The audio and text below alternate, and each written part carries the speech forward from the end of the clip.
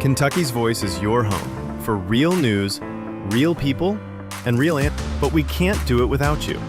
Your financial support helps us bring truth to the forefront, hold leaders accountable, and give a voice to the people of the Commonwealth. Join the fight today. Give online at kyvoice.org or text KYVoice to 53555. Every gift makes a difference. Stand with us. Speak up. Stay strong. You are Kentucky's voice.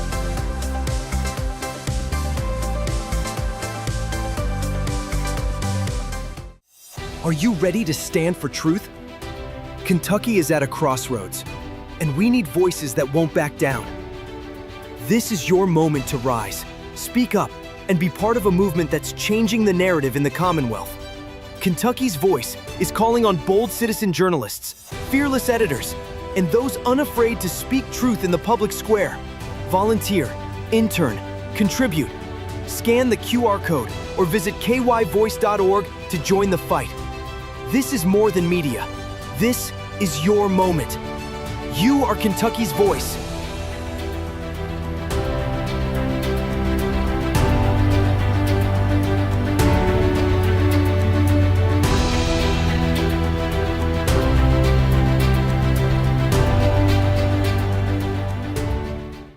Open borders, shameful abandonment, disregard for human life, the prospect of more mandates and lockdowns, and the list goes on. Now more than ever, we need to stick together. Voting alone is not enough. We must use our dollars to support like-minded companies that fight for our rights and beliefs. Patriot Mobile is America's only Christian conservative wireless provider who shares your values. Last year, we gave more than $500,000 to conservative causes. With your support, we'll give more than $1.5 million this year. It's time to band together and support companies that truly love America and fight for our freedoms. Will you join us?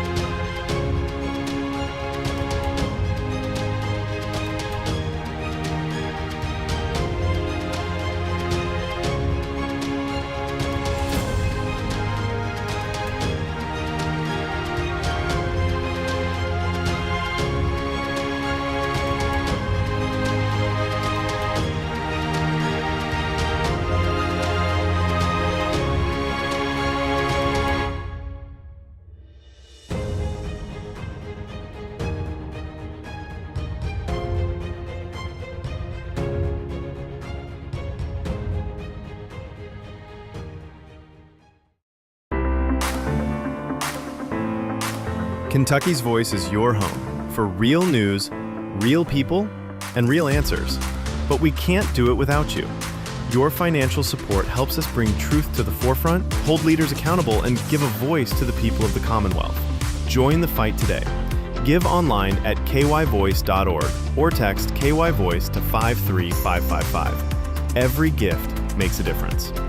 Stand with us. Speak up. Stay strong. You are Kentucky's voice.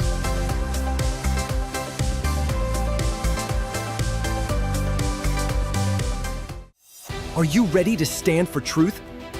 Kentucky is at a crossroads, and we need voices that won't back down. This is your moment to rise, speak up, and be part of a movement that's changing the narrative in the Commonwealth. Kentucky's Voice is calling on bold citizen journalists, fearless editors, and those unafraid to speak truth in the public square. Volunteer, intern, contribute. Scan the QR code or visit kyvoice.org to join the fight. This is more than media. This is your moment. You are Kentucky's voice.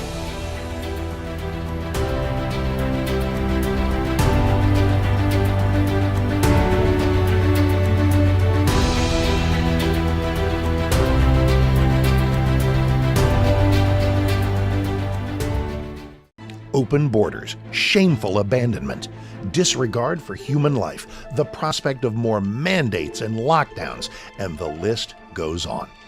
Now more than ever, we need to stick together. voting alone is not enough. We must use our dollars to support like-minded companies that fight for our rights and beliefs. Patriot Mobile is America's only Christian conservative wireless provider who shares your values.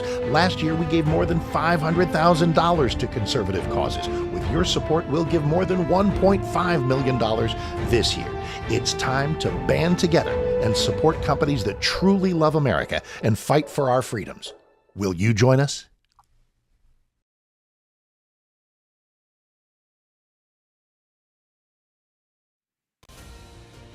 This is Kentucky's Voice Radio, covering the latest state and local issues with Tom Fallbush, Bob Scott, and Jim Waters.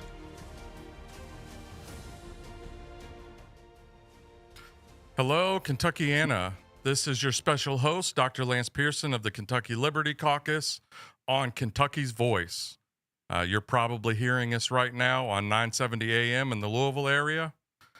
You also can find this show at Kentucky's Voice on either Facebook or YouTube. This podcast, so some video of what we're just going to be discussing on the show, will be on those channels. So just search for Kentucky's Voice on YouTube. And then we also will be rebroadcasting on local TV on Channel 21, which is WBNA, at 12:30 and 4 p.m., I think. I also want to do a little plug for Andrew Cooper Ryder's show tonight, which will be on a late night talk show and with some comedy mixed in. And that's going to be at 11, I think, on Channel 21. Okay. For today's show, we're going to be talking about rural life and agriculture in the state of Kentucky.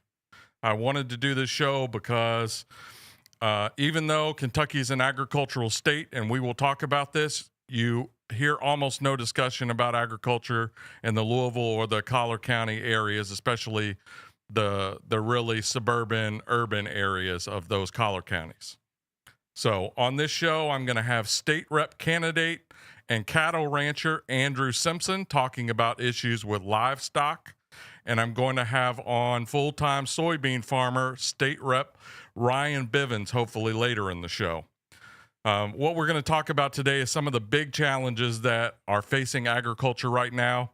And don't let my analytical approach over the radio fool you. There is a 4 or 5 alarm fire right now happening in the state in terms of our agricultural economy. And we need to be paying attention to it because it drives so much of the rest of our economy. And, you know, these people are the heart of Kentucky. Let's just face it. Okay. So some perspective and some numbers. I'll try to get these out of the way in the intro segment. 70% of Kentucky's land is classified as agriculture. About 48% of that total land is considered what most people would consider agriculture more generally, like cropland, pasture land, that sort of thing. We have about 22% that's forest.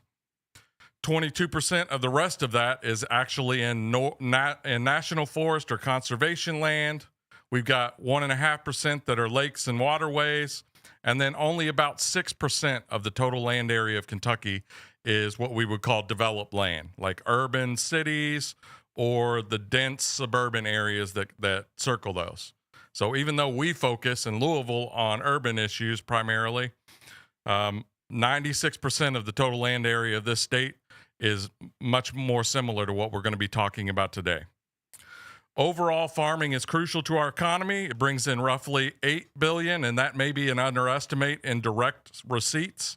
And that doesn't even count the secondary economic impacts, which some people have estimated to be as much as $45 billion to the state of Kentucky every single year. Now, being an agriculture-driven state, the result is our GDP per capita, and let's face it, Kentucky isn't a particularly wealthy state. But I would argue that our agricultural identity is a blessing. And so I want to go into a little bit about that. We have a beautiful state, and a lot of that is because of agriculturally maintained lands. We've got a diverse geography in this state. We've got a moderate climate. We've got sunlight and soil that allows Kentucky to raise a significant quantity of every type of livestock animal and to grow pretty much any crop except those tropical and subtropical, citrus sorts of plants. However, agriculture in Kentucky is very different from what you would see in Iowa or Kansas or Texas.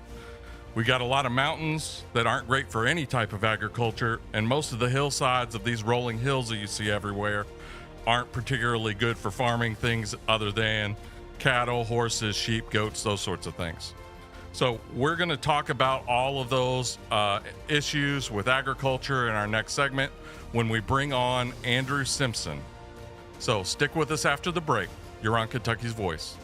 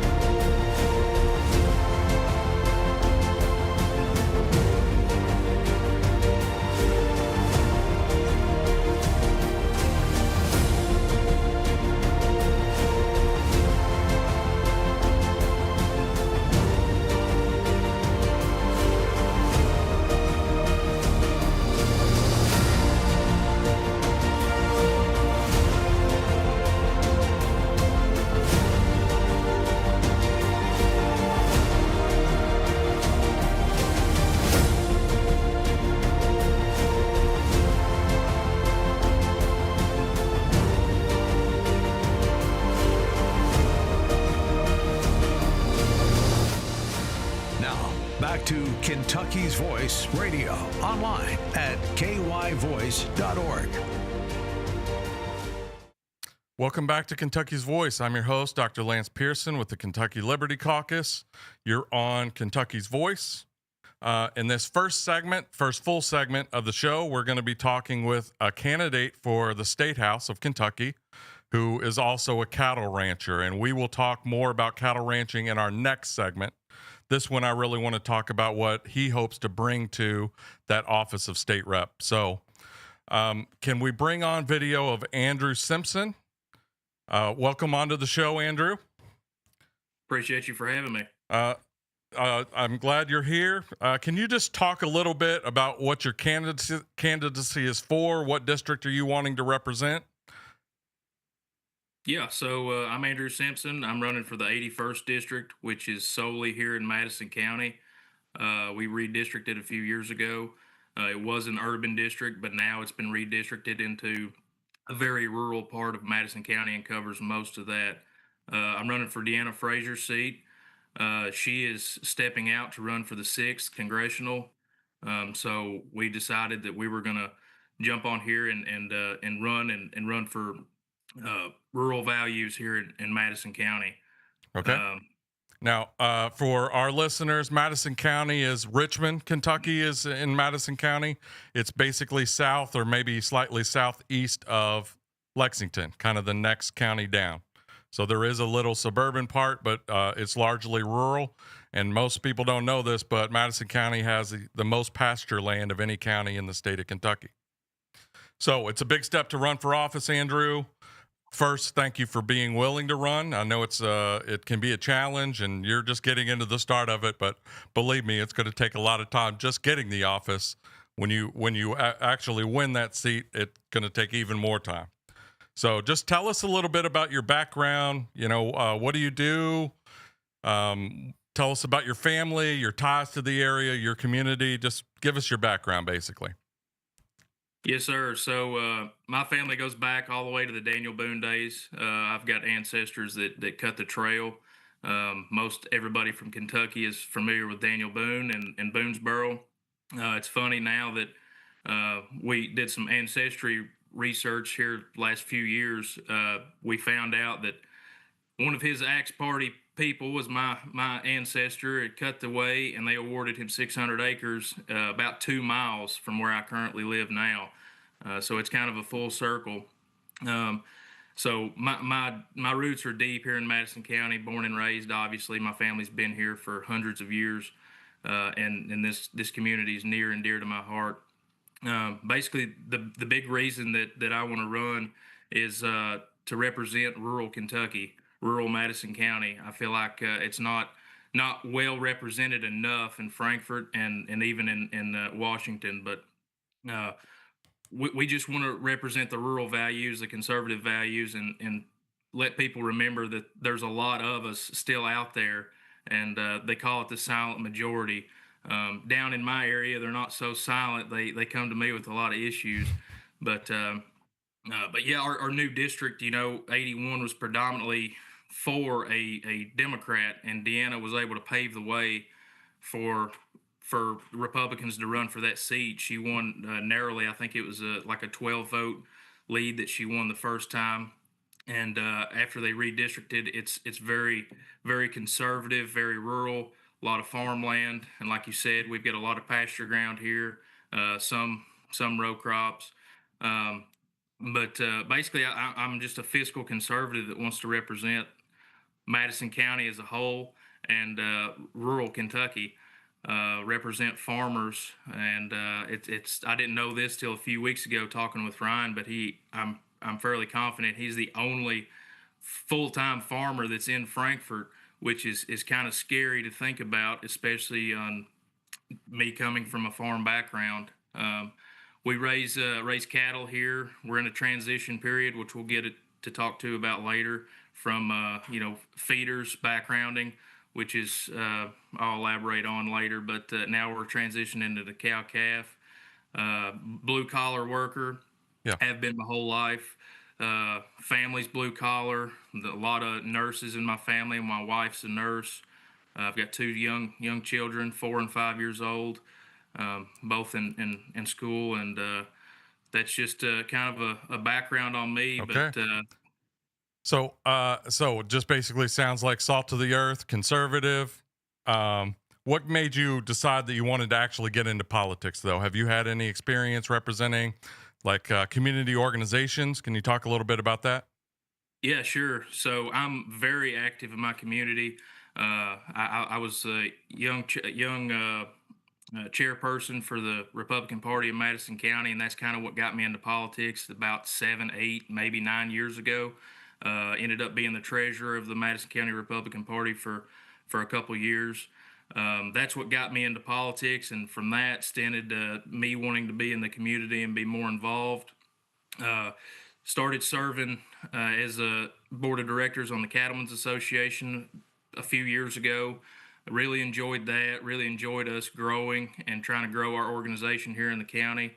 And then the big one, people kind of saw me in representing farmers and liked what I had to say. So I got involved with the Young Farmer Program with the Kentucky Farm Bureau, which I can't sing their praises enough. But I roll off the committee this year.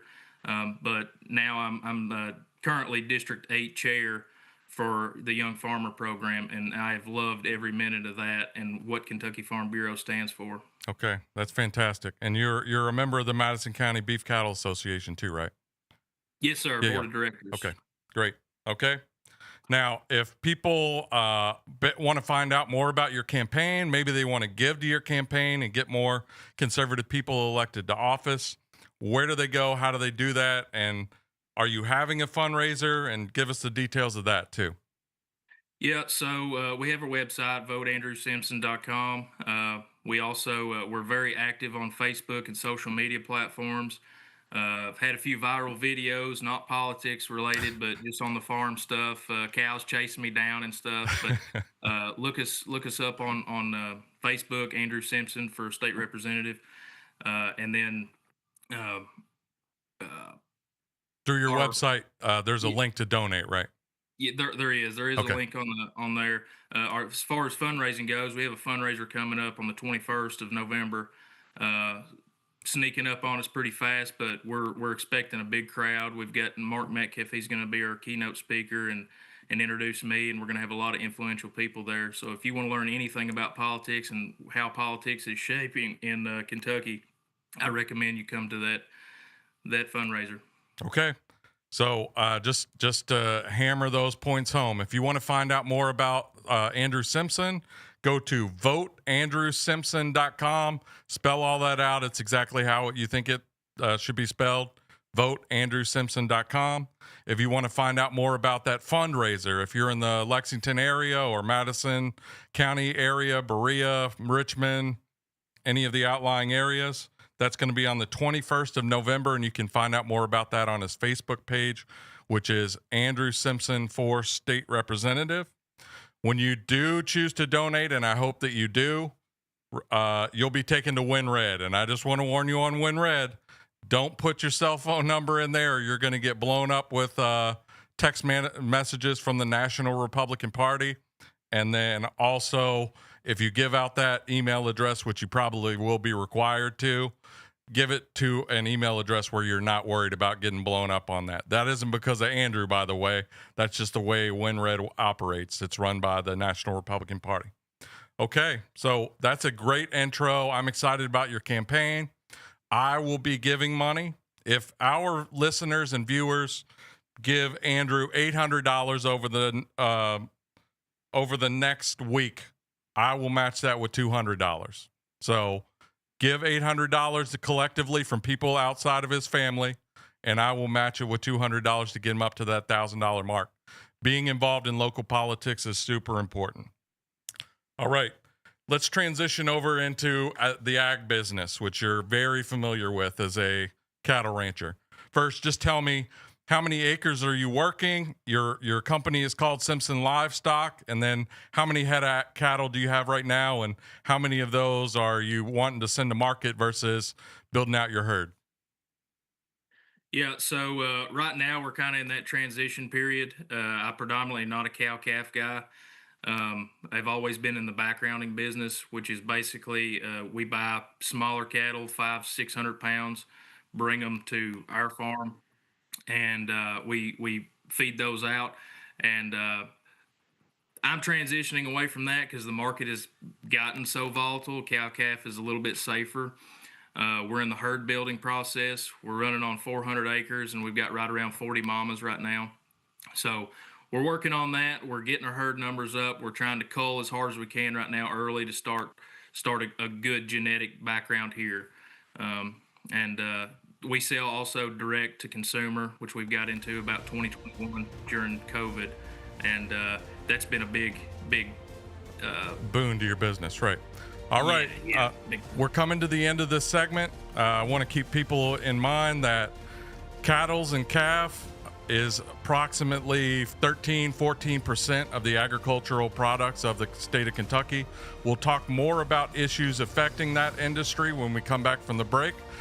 Come on back. I'm Dr. Lance Pearson on Kentucky's Voice. Are you ready to stand for truth? Kentucky is at a crossroads, and we need voices that won't back down. This is your moment to rise, speak up, and be part of a movement that's changing the narrative in the Commonwealth. Kentucky's Voice is calling on bold citizen journalists, fearless editors, and those unafraid to speak truth in the public square. Volunteer, intern, contribute. Scan the QR code or visit kyvoice.org to join the fight. This is more than media. This is your moment. You are Kentucky's voice.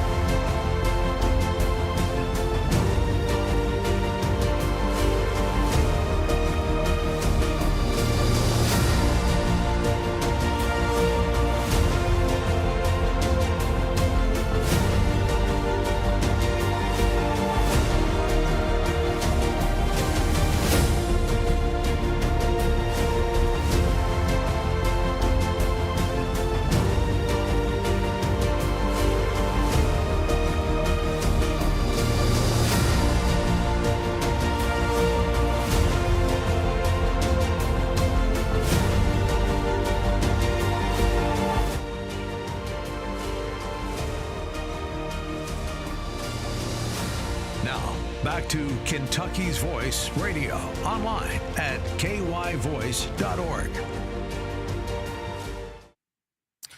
Welcome back. This is Kentucky's Voice. I'm your special host, Dr. Lance Pearson of the Kentucky Liberty Caucus. Today's show, we're talking about issues with rural Kentucky and the agricultural industry, and I've already said this in the intro, there are some very serious issues right now with agriculture, and we want to dive into those. I would call them 4 or 5 alarm fires. So we need to understand these. I'm going to have my guest on, who is Andrew Simpson. He's running for a state representative spot, and he's also a cattle rancher. I want to, before I bring him on to talk about those cattle issues, talk about a few basics of Kentucky agriculture again. Kentucky is dominated by what are considered very small farms. There are approximately 69,000 farms in the state of Kentucky, which is a lot. I think that's 6th or 7th most number of farms of any state.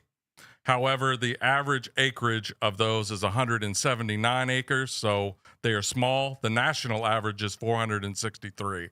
So the average national farm is about 3 times bigger than the average Kentucky farm.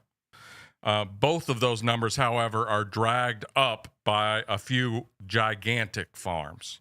And so the median farm in Kentucky is only 64 acres.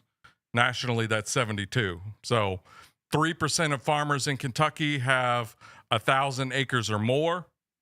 Most of the rest are operating on farms that are more in the range of 50 or 60 acres, down all the way to 10 acres. Your property can be considered agriculture if you have at least 10 usable acres for use in agriculture. It's hard to believe, but 63% of the farms in Kentucky, according to the Farm Bureau, operate as little more than hobby farms, where the total sales, not the profits, the total sales of agricultural products are less than $10,000 per year. So a very small number of people are controlling a lot of area agricultural land, but providing the food for your table. If you go home and you ask your kids, how did that hamburger appear in the store? You're going to be surprised by how little they understand what that process is like. And we're going to talk a little bit about that with our next guest, Andrew Simpson. So Andrew Simpson, let's bring him back on. One more stat. The largest livestock production in the state of Kentucky is actually broilers, which is chickens for meat, not for the production of eggs. That's about 17.5% of the agriculture in the state, and that's mostly concentrated out in the west, like Graves County. I think they got over 1 million broilers. And anyway, so $1.4 billion from broilers. Cattle and calves are producing about 1.1 in direct receipts from cattle and calves in the state of Kentucky. It's the second biggest livestock. So, Andrew, talk to us a little bit about the cattle business. I know that there has been a recent spike since October or November of last year in the price of beef that's showing up in people's groceries after what seemed like 2 decades of basically bottom barrel, impossibly cheap beef. So talk to us a little bit about some of those factors. What's causing that spike in prices at the grocery for beef? And then how is that translating into possible profits finally from the cattle industry? Well, I don't want to point any fingers, but it's not us. It's not the farmers. Yeah. The problem with that is the packers, the people who are putting that beef in your grocery stores. It's not me. I sell beef off the farm, sell a lot of it. We do retail cuts, but I'm able to control my prices and I'm able to be competitive. As far as the spike goes, I know, for the last, I think 3 years, the market has been really stout and just keeps going. And the market here in Kentucky is still stout. You look at your future boards, your CMEs, your LRPs, all these things, which is livestock risk protection plans. Those boards are getting softer, but the market here in Kentucky at the sale barns is still really stout. Right. So we've got that to go on. I think the Argentina stuff has kind of scared people a little bit as far as speculators go. But our markets are still pretty stout, and our Yeah, herd numbers in the United States are at the lowest they've been in 70 plus years, that's right. which is scary to think about. Yeah. So just to reemphasize that our cattle population in the United States is at the lowest levels that it's been in about 70 years.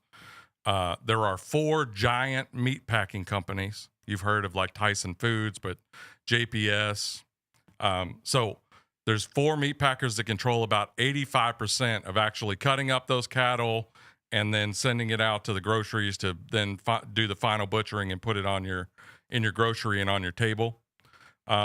They control basically the price, and they also accumulate a lot of the profits. So yes, the price of beef has gone up a little bit, but not a ton of that profit is coming to the cattle farmers. They're just starting to really dig out of some holes that they've built when we've had all those low prices. The thing that you've heard about recently in the news is President Trump has, and the details are still to be fleshed out, has agreed to import more beef from Argentina to help prop up the agricultural economy of Argentina. The result of that undoubtedly is going to be a decrease in the price of beef, perhaps at your grocery, but it's also going to cut into all the profits that are being made by the cattle industry. And this is not a lucrative industry in general. A lot of people are in this cattle industry in the state of Kentucky on small farms, and they're barely making it. So don't think that Andrew is raking in the profits right now. He's just basically at a beef price where he can actually make it. He's not becoming a gazillionaire off of this. So talk to me a little bit, Andrew, about the unpredictability of those prices. You don't know year to year what the price of beef is going to be, and how does that affect your planning for your cattle farm? What are the options for what you can do with that cattle farm, and how does that price and the unpredictability of it affect you? Yeah, so just to kind of segue back to what you just said about Yeah, the Argentina beef and the prices at the grocery store. The problem is that people don't see is the demand is still there. that's right. The demand for beef is still there. So regardless of however much beef we import, if the demand lowers, we can start seeing those retailers drive their prices down. But their retail prices are not coming down. Yeah, They're going up, and they're staying consistent with what they are right now until demand reflects that.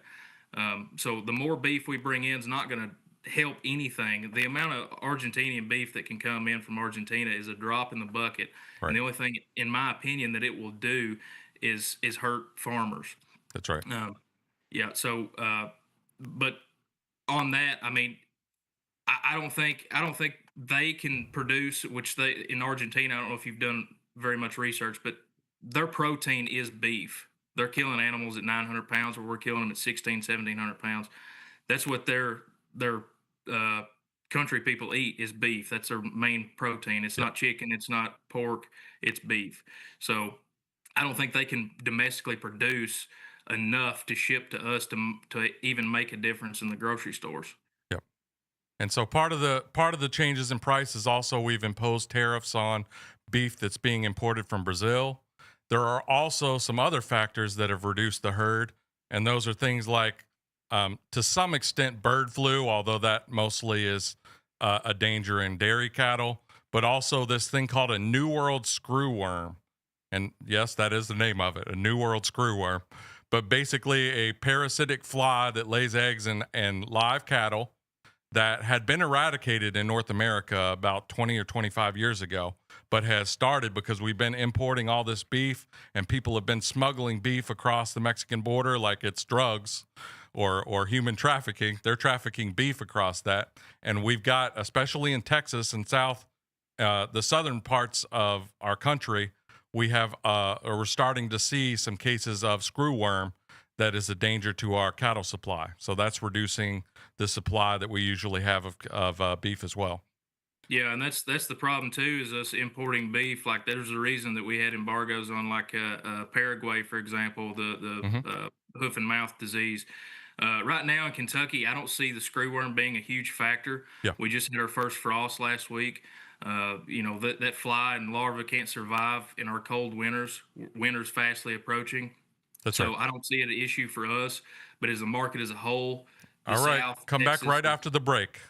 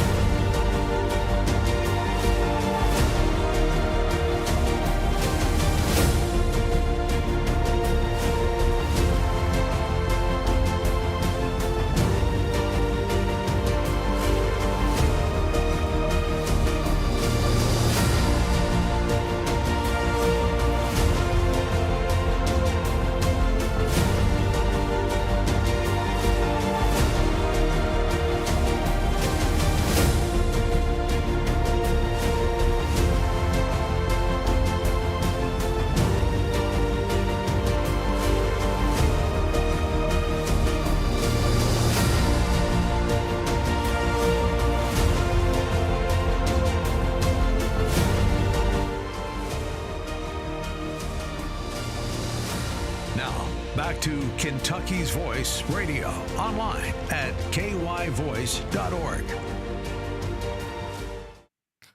Welcome back to Kentucky's Voice. I'm your special host, Dr. Lance Pearson. You're on 970 AM. We also have, and I want to remind our viewers, there is a podcast of this on the YouTube channel for Kentucky's Voice as well as Facebook. So go ahead and find those. We will also be on at 12:30 today and at 4 p.m. on Channel 21 if you have Spectrum TV in the Louisville area especially. Okay, we're going to try to keep around Andrew Simpson, who is a cattle farmer, and we talked about that in the previous segment. But I want to bring on now a very esteemed guest, Ryan Bivens. He is a state representative. Ryan, you'll have to tell me exactly which counties. I know it's LaRue and Hart.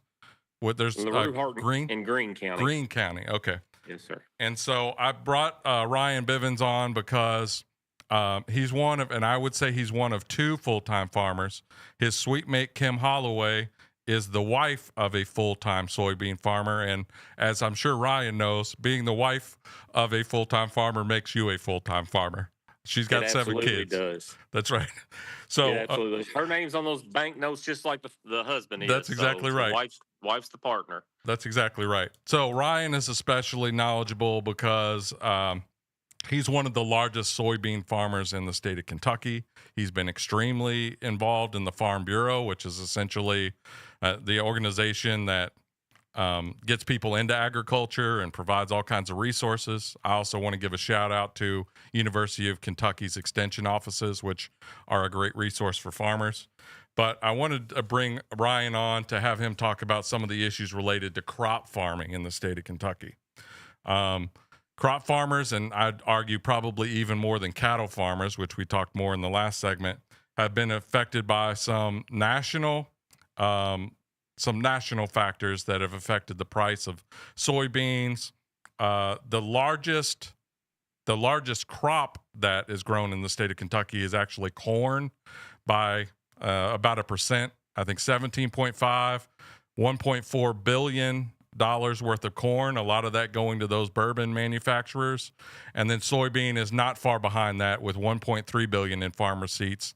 That's about 16% of all the agricultural receipts from the state of Kentucky. So Ryan, why don't you talk a little bit about some of the issues that you're seeing, as you know, talk about how many acres you're farming. Part of that is leased land, I'm sure. Part of it is land that you own. Talk about the economics there and just like the insane amount of debt that it takes to operate, to own all that land, or even to own all the equipment in order to farm that land. Well, I think a lot of times people, I hate to use the word ignorant, but that's what they are about agriculture because they're removed from it. So this year we're a first generation farm, so we're kind of an oddity. You know, we're not a family multi-generation farm that's been passed down. We started from scratch, but through an FFA project is how I got started. My wife and I met through FFA, and that's actually where I'm at today. I'm in Indianapolis, and I found a quiet room. I'm at National FFA Convention up here because I have a son that's being recognized today, so I come up for that. But we'll plant right at 10,000 acres this year of corn, soybeans, and wheat. Wow. We own about 1,500 acres of that. The rest that we own, we lease from 86 landlords across 2 counties there in central Kentucky. I tell people, they look at us and you say those kind of acres and they think, oh my gosh, that's large scale corporate agriculture, but it's not. It's truly is family agriculture. We've seen the farm change and drastically change. And I know in the last segment you talked about farm size and whatnot. Yeah. And, it only takes 10 acres to have a farm. Yeah. But the thing is, all of us experience the same kind of problems. We experience the same kind of everyday glories, successes, but also hindrances. You know, one of the biggest things right now, I tell people, the more acres you have, it just means that you lose that much money that much quicker because you're multiplying it that much more. Yeah. But right now, we are in a dire situation in agriculture. People talk about beef prices being up, but really and truly, and I was glad to hear you say this, the cattle farmer have just now got to a point where they are making a good profit. Right. Because they have been hit with inflation. You think about your household income and how much stuff's gone up. We've seen prices go up, and I give the examples of 2002 is the first year I put a crop out when I moved after I graduated from UK. It cost me right at $190 an acre to grow an acre of corn that year. Fast forward to 2025, I've got $960 an acre tied up in an acre of corn. Wow. When I look at equipment costs, land costs, we've seen all these costs go through the roof. Yeah. And I've started making a comment and really be vocal about it. I don't, yes, the trade war is an issue that we've seen with soybeans. Would it help if we had free trade rolling into China? Absolutely it was. But that's a whole nother argument. Part of our problem is you look at the inflation and these input costs that we're dealing with. Right. We've seen consolidation in the marketplace. We've seen all these mergers and acquisitions from major companies with really no oversight, in my opinion. I blame the federal government a little bit on that. Maybe they need to start looking into it because, I'll give the example. Years ago when fertilizer prices first went up, we was told, hey, it's because crude oil prices have gone through the roof. Well, now crude oil prices are half of what they were. And guess what? I'm paying as much for fertilizer today as we ever have. Yeah. Yeah. It's insane. And when you talk real numbers, I've shared my numbers with people this year. With the crop that we have this year, I think we'll be experiencing somewhere between $1 million to $2 million loss on the farm this year. Yeah. From the money we put into the crop of our operating budget to what we get out of it. Right. All right. So I want to talk about two things that you brought up that were fantastic points. Let me get that out. So first generation farmer owns 1,500 acres, and by owns, he probably has mortgaged that at the bank. Absolutely. Exactly. So the bank owns it, but he's paying it off. But operating 10,000 acres. So just imagine the size of that operation, first generation. And so and I don't want to get into his business, but imagine the amount of debt and look at what the interest rates are for mortgages. And if you have to take out a loan from the bank right now, you're paying crazy numbers, not quite the numbers that they were paying in the 80s. But just imagine the amount of debt he's having to carry. He's talking about $1 million or $2 million losses this year just from things that he can't control.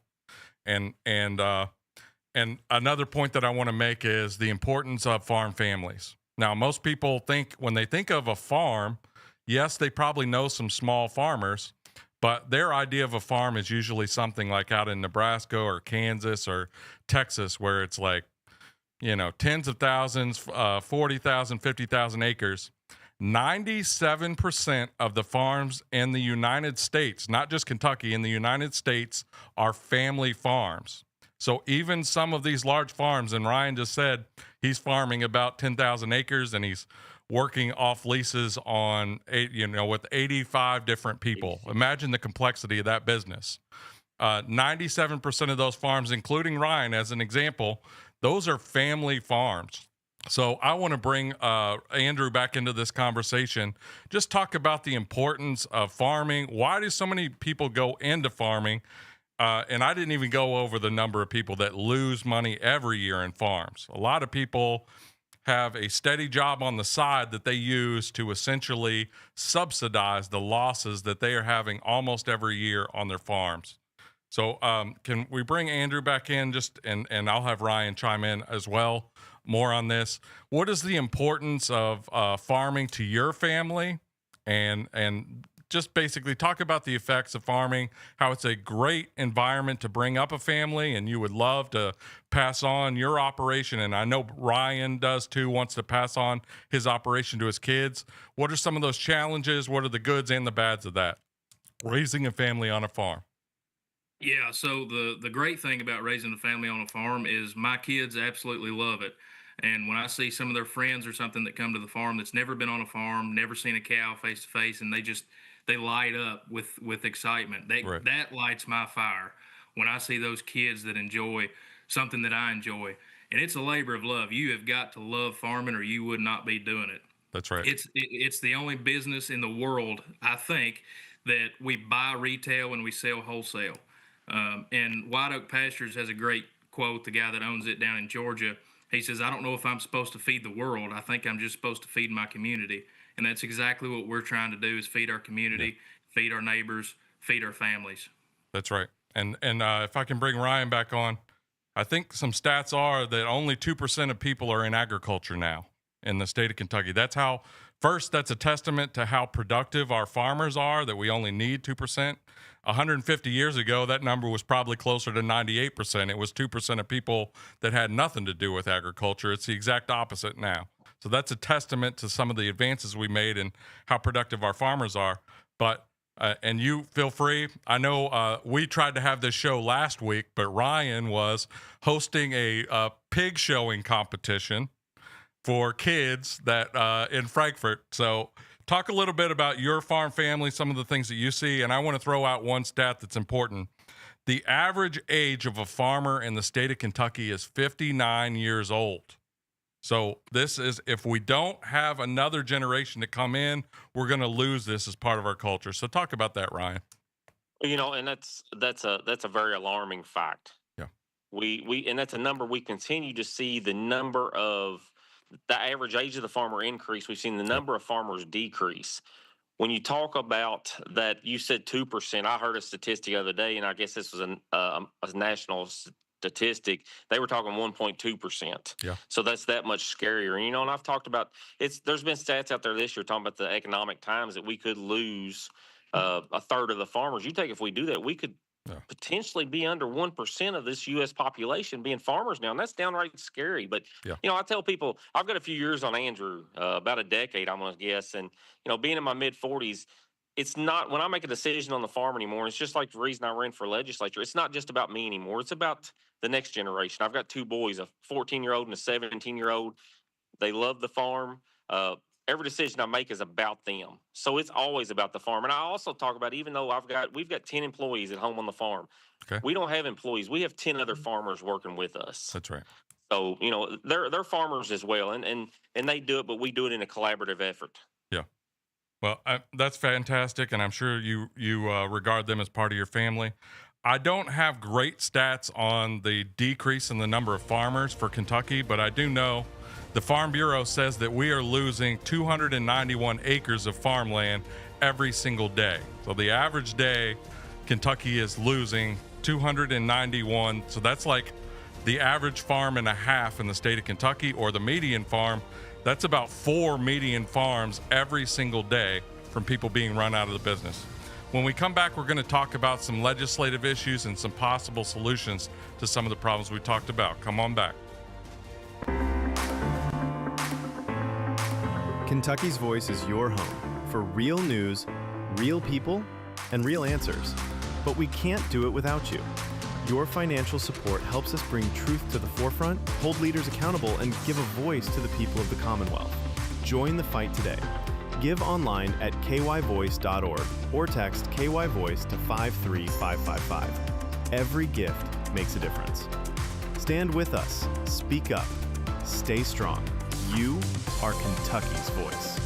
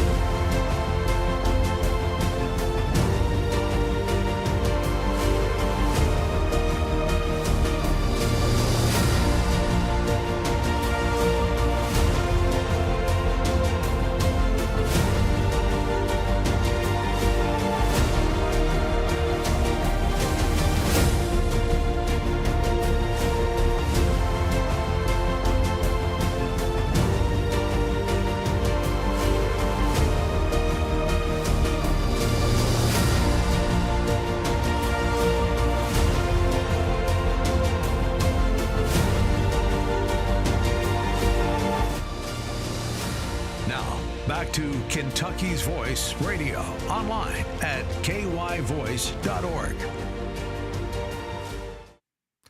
Welcome back to Kentucky's Voice. I'm your special host, Dr. Lance Pearson with the Kentucky Liberty Caucus. Today we are talking over rural. That's a tough word to pronounce. Rural Kentucky and agriculture. This is an agricultural state, certainly by land area, but with 69,000 farms, if Kentucky is reliant on our farmers, and I just want to emphasize, we don't pay nearly enough attention either at the state legislative level or in our daily conversations about where our food comes from and how we need to support those Kentucky farmers. That's going to be the focus of this next segment, where we talk about some legislative issues, some things that we might do to improve things, some discussions that are happening in Frankfurt about agricultural issues in rural America. I just want to cap up some of our previous segments on the biggest factor that is a challenge for our agricultural issues is that our farmers are price takers, not price makers. In other words, the cost of their inputs are skyrocketing because they don't have control over how much those things cost. Things like feed, seed. They don't control the mortgage rates for their properties. They don't control at the end product level. They don't control what the ultimate price of soybeans or corn are at the final market, or we've got those big four meat packers that control 85% of the actual animal slaughter or cattle slaughter. And there's about four industries also for broilers and chickens. Same thing in pork. We basically have a few big companies that set the prices, and your average farmer doesn't really have the ability to do much other than just decide when they're going to sell their cattle, or decide whether they're going to put them into producing more calves or send them off to collect some profits. So those are the core issues and why Kentucky farmers are really struggling. This is a 4-alarm fire, if not a 5-alarm fire, that we have to be paying attention. I want to bring Ryan Bivens, our state rep, back on to talk a little bit about agriculture at our state legislative level. What are some of the things that you all have been talking about this summer in the interim ag committee? And then we'll get into what are some possible legislative things that we can do to help out our farmers. Go ahead, Ryan. Well, thanks, Mike.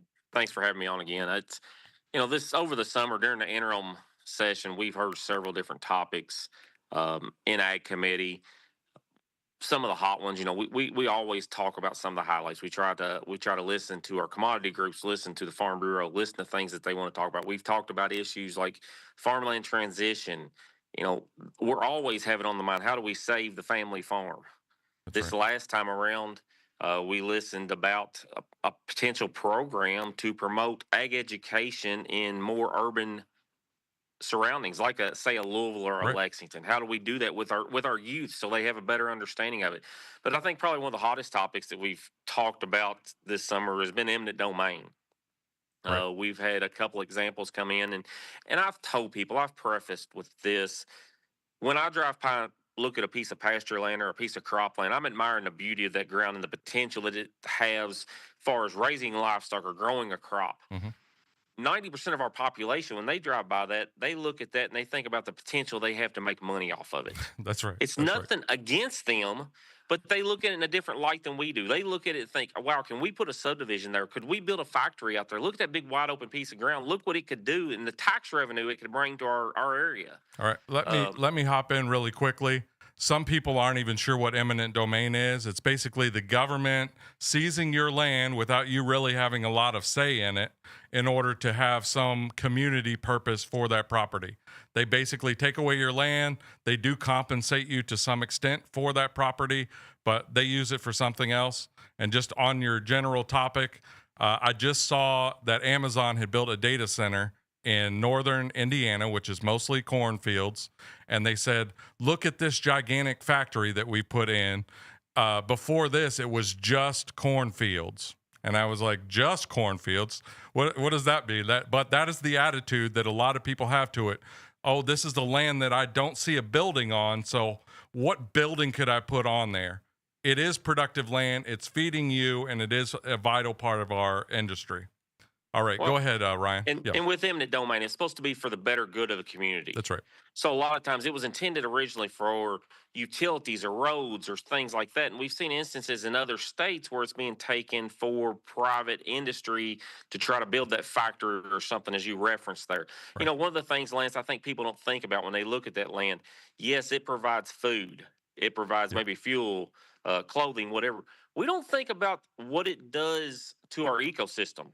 that's Let's right. take a heavy rain event. I tell people all the time when ground is covered in blacktop concrete or a roof line, water is not going to infiltrate that. It's going to run off. Yeah, When you have a field there, it's going to soak and absorb that water in. So when we start covering everything, and a lot of times anymore, when we have heavy rain events, you look at a city like Louisville, a city like Lexington, where they don't have that yeah, green space, if you will, anymore allowed there to soak or yeah. absorb that water in. It runs down those roads and it creates flooding issues. You know, we have to be mindful of those kind of issues as well. It's not just about the crop that's going to grow or the livestock that's going to grow out there on that field. Right. You know, with the eminent domain issue, for years in Kentucky, a lot of it's been used when it was used for road issues. Right. We had a young lady in last month, and she was talking about, and you know, farmers are economic drivers in our state. The That's farm right. economy does drive our economy, and we take that for granted. And this young farm family, they had a family business that they ran, and transportation cabinet came into them and was taking part of their ground. It didn't amount to much. I mean, we were talking about, I think, 3/4 of an acre, Right. Right. but it altered entrances that they brought large trucks into, and then they were unwilling to cooperate. And, you know, I've always told people, I don't care what side of the aisle you're on, if you're man, woman, whatever it is, you treat people the way you want to be treated. And Yeah, we've got to make sure we're continuing to do that in government as well. that's right. I think that's part of our job as a legislature to oversee some of these cabinets and stuff. And I'm not going to say there's not bad actors out there. It's just like in the farming community, there's bad apples in it. We all know that. In the radio world, there's bad apples that That's are right. on the air. That's right. You know, we all will admit to that, but we've got to do what's best for our state and our citizens and try to move that forward so that we have a better place for all of Kentuckians. That's right. That's right. And I think you hit on a couple of really important points there. A lot of these issues, they get minimized because, oh, we're only talking about an acre of land and it's out, quote unquote, out in the middle of nowhere. Well, for that farm family, that's not out in the middle of nowhere. That's on their property. That's their family's land that they probably have owned for multiple generations. And they are struggling and fighting every day to keep that thing afloat. And then the state comes in and they change an entrance or an exit or something else that makes some what they consider a minor change. It completely changes the operation of that farm. What are the entrances? How do people come in and get the products that they're trying to sell? How do they ship it out? So all of those factors, and I want to emphasize this. I don't know any farmers that are opposed to, in general, opposed to progress. In fact, there's probably been more progress in the agricultural industry than there has been in any other industry over the last 100 years. You know, maybe computers. You know, you get my idea here. There have been radical advances, and farmers have been on the cutting edge of that progress. It's just a matter of, is that progress going to be good for Kentucky families, or is it going to be good for some private industry that they're seizing property for in order to put up some building? The other thing that I really want to emphasize is once that farmland is gone, it's gone. If you tear up a field and you put asphalt down, concrete down, you put a building up there, once you tear that building down, that topsoil is not coming back. You can take topsoil from somewhere else, ship it in maybe, but that topsoil took 1,000,000 years in order to develop so that you could have productive land to grow crops on. And so as soon as you put a building up on it, that's not coming back. Even if you wanted to, making that back is a massive investment that never happened. So that you can pretty much write that farmland off. Are there any other issues that you want to talk about, just in general, about the work ethic of people in rural Kentucky? What is your explanation for why there are so few agricultural people and especially full-time farmers in the legislature? Just talk about some of those issues, Ryan. Well, I think farmers as a whole have always wanted to stay at home and do their job. I tell people Right. all the time, I think some of the battles we fight in agriculture is because of the fact we have not told our story well. I was always taught early on, when you're Yeah. pointing your finger at someone, you got three fingers pointing back at you. So That's in right. this instance, I'll take part of the blame. We haven't told what we do in agriculture. We've let social media tell the story. We've let Yeah. non-ag people talk about our industry. That's I right. tell my boys all the time, you have got to be able to get up and talk about yourself and talk and brag on yourself. And my wife takes it a step further and says that if you don't do that, that a lot of times they are going to, um, you're going to be, you tell your story, you're going to be the superhero in it. Somebody else tells it, you're going to be the villain. That's right. I think the reason we don't see more people getting involved, and I've stressed to people over this last year, they have got to get involved. I don't care if it is serving on a local planning and zoning committee, running for magistrate, serving state legislature. They don't have to go to the state house and serve if they don't want to, but get involved in your community, because we've got to have a voice at the table as agriculture. That's right. Because if not, agriculture is going to get left out. One of the things I'm very proud of organizations, whether it's commodity groups, whether it's cattlemen's, the Kentucky Soybean Association, or groups like Farm Bureau that stand up every day. But I've also see that as we see less and less farmers coming in and being involved in our industry every year, we have more and more people that are non-farm that are running a lot of these industries. And unless you really have boots on the ground, it's hard to understand that sometimes. And I'm tickled to death to see a guy like Andrew running for the state house, because I Yeah. think we need more people. But I've also told people we don't need all farmers up there. You need a wide, That's diverse group of people serving in the legislature, so that way all ideas get shared. That's right. That's right. And I would argue that part of it also is the rural parts of Kentucky are far less organized as a voting bloc in the legislature than the people in the cities. You look at the communication among the Louisville area and the Louisville Collar County Republicans. They get together. They have press conferences together. They get together on legislation, and they want to pass this particular idea. And they've got 10, 12 voices in their caucus fighting for just those issues. And so even though Republicans dominate rural Kentucky, we don't have legislators that work together just from the outside, at least. It doesn't appear that they're good at advocating for those issues, and we need to get more people involved. Okay, I want to thank our guests, State Rep Ryan Bivens and candidate for State House Andrew Simpson, who have talked to us extensively about crop farming, about livestock farming, and issues in rural America. Take this seriously, Kentucky, because this is a 4-alarm fire situation we need to address. Thank you.